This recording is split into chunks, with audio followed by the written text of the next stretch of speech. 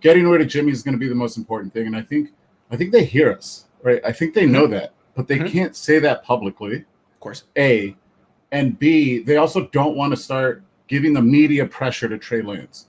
You know what I mean? Like, if Jimmy's out, Trey's got to go in, and it's like the guy's doing his work. Like, look at his off studio. He's not posting that.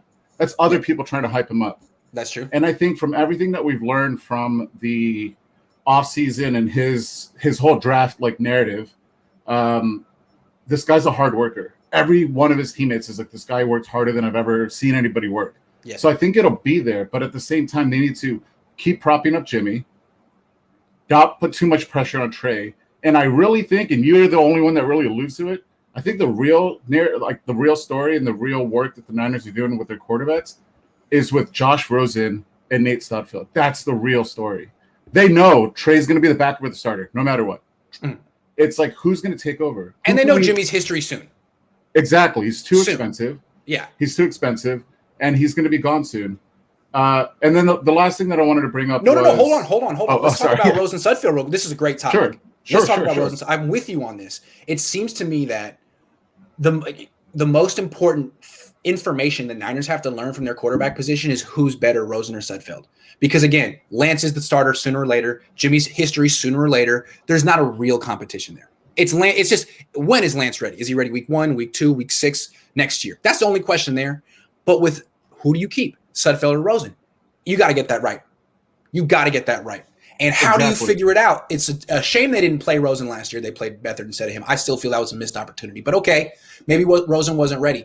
You got to give him reps. You got to give Sudfeld reps in camp, and you got to play him in preseason, right? Absolutely. And I think the other thing is they've said so many times in the offseason, we need a starting quarterback. John came out and said early, we need our backup situation. We can't go into that again. Multiple times, even in the state of the franchise, our depth is better than it's ever been. And I think they've just had a coaches meeting, owners meeting, just being like, we can't do injuries. If you lose again, it's not going to be because of injuries. Get backups.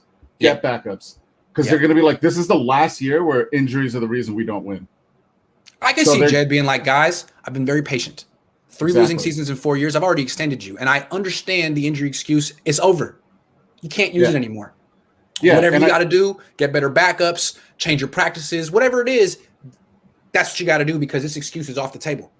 Yeah, and I think it was your dad that said, how much money has Jimmy made Jed? I don't think the money matters. The money matters because of the salary cap.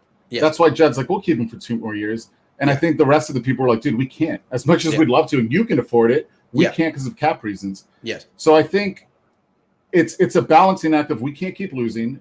Do you remember like how bad Levi's was? Yes. They just got it bumping. It was empty. Yeah, like they just got it bumping, and Jed was like, that was the best year, and we went to the Super Bowl. We got to keep chasing that, even if it's just one playoff win or whatever. But they want to be the new Seahawks. The Seahawks are starting to die out. Yeah. Pete Carroll's getting old, and they're like, we're going to be the team in the NFC West for the next 5 years.